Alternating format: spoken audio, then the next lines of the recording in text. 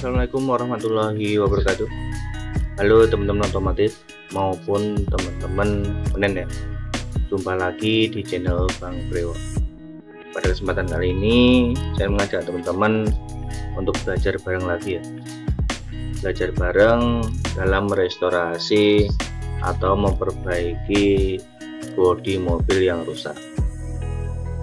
Dimana di sini kita kedatangan mobil Xpander Cross ya teman-teman. Ini mobil Xpander Cross dari luar kota ya. Dan untuk kerusakannya lumayan parah ya teman-teman, terutama pada bagian belakang seperti pintu bagasi, panel mati, lantai bawah, fender kanan kiri sampai bumper belakang ya. Jadi nanti panel yang sudah nggak bisa dipakai kita ganti saja ya, kita ganti supaya waktu pekerjaannya itu bisa lebih cepat ya.